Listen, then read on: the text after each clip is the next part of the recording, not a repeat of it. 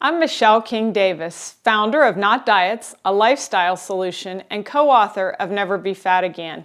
As a health coach, I work with clients daily, helping them to make changes that result in better health and eventually ideal weight.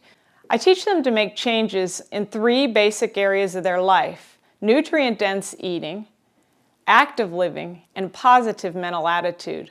All are necessary, but today I want to focus a little bit on nutrient-dense eating by showing you how to make a green smoothie. A green smoothie is foundational to the Not Diets lifestyle, and you get to enjoy one every day. They're filled with greens, and I advise that you use different greens every day. Today I'm going to be using spinach, but then tomorrow I might use chard, and the next day you could use mixed greens so that you're always changing it up and getting different nutrient combinations. The smoothie I'm making today is a strawberry orange smoothie. By adding fruit to the greens, you can eat a lot of greens and make them taste just delicious. So I'm putting 2 oranges in this. I already have one peeled, but I wanted to show you that you want to take just the outer part of the peel off and leave as much of that pith or that white part on there as possible, because much of the nutrients are concentrated in that white pith. So I'm going to get the peel off the orange, and we're going to put that in our blender first. You can make this in a regular blender. A Vitamix or a turbo blender is great because it makes it really smooth. But we're going to put these in, and then I begin with a cup of cold water. A lot of people think you have to use yogurt or milk or something. You don't. Water's great. The fruit will be creamy on its own. And I put a broccoli stalk in there. Yes, we cut the top part of the broccoli off and enjoy it in salads and different recipes, but we use the stalk in the smoothie, and this provides a cruciferous vegetable. The reason why that's so important is that a 20% increase in cruciferous vegetable intake corresponds to a 40% decrease in cancer rates. So cruciferous vegetables are powerful. Some days I don't have broccoli, I have kale stems, and I'll throw those in and use that part. So we're going to go ahead and mix this. Okay, once we get that going, we're going to start adding our greens. I'm using spinach today, like I said. I have some chard here. Chard makes a delicious smoothie as well, so tomorrow I'll use chard. I use a whole pound of spinach, so I'm going to put it in a little bit at a time. And the reason why greens are so important is because, did you know they're the most nutrient-dense food you can eat?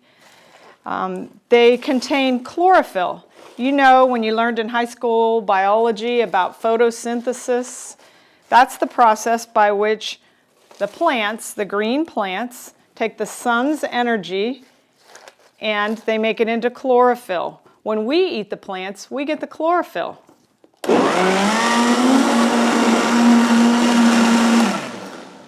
And what does the chlorophyll do for us? Well, the chlorophyll provides a lot of nutrients. There are a lot of phytochemicals in the green plants, and it's basically the sun's energy for me. So this is very energizing to start your day like this. You could do a green smoothie for any meal, but I like to have it for breakfast.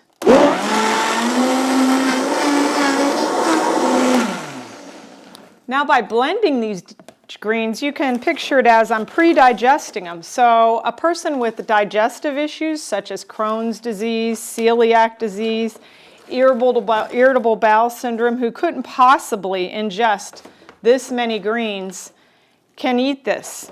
And by the blender pre-digesting them, this even helps a person that doesn't have any of those problems, because when we chew the greens, we don't chew well enough to unlock a lot of the nutrients. The blender does that for us.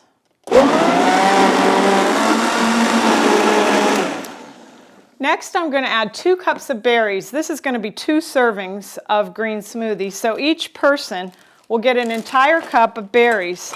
Again, just like I changed the greens up, I changed the berries up. So today I'm using strawberries, which are actually the most nutrient-dense berry. That means they have the most nutrients per calorie. And I'm going to put 2 cups of strawberries in. I use blueberries, raspberries, cranberries, marionberries. I changed that up too.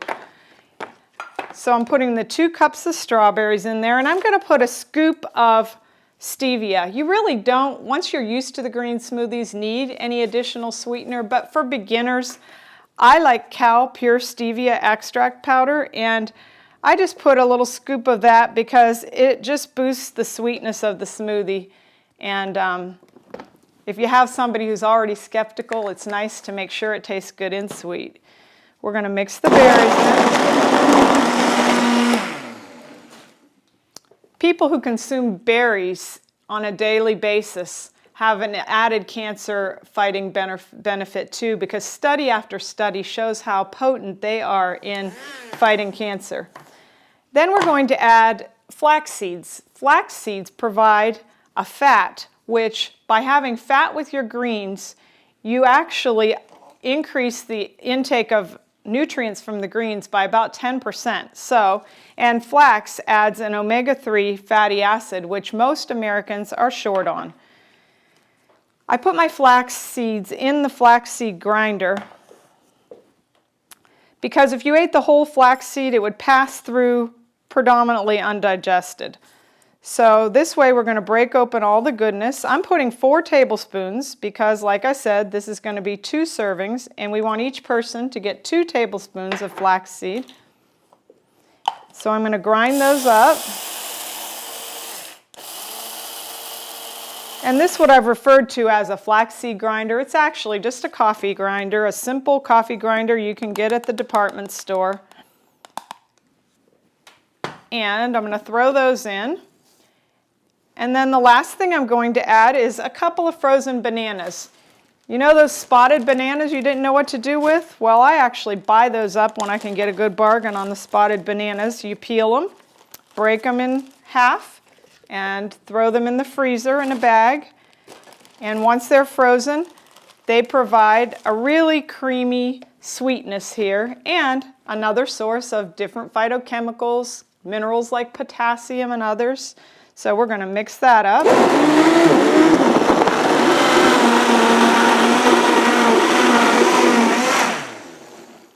But you may be saying to me, but Michelle, if I start my day with a green smoothie, where do I get protein? Well, let me tell you, you don't need bacon and eggs for protein. That's a fallacy. This container of green smoothie has 24 grams of protein. I did the math myself. So greens are where most of that protein comes from. Of course, the flax seeds have some as well, the broccoli stalks, the oranges, the strawberries, but most of that protein is from the greens. So you're going to pour it up, and each cup, we're going to make 2 servings here, and each one has 8 to 9 servings of vegetables and fruits. And you can get this recipe right on my site here. It's the Strawberry Orange Green Smoothie on the recipe page. And I hope you'll make one and enjoy it. Cheers!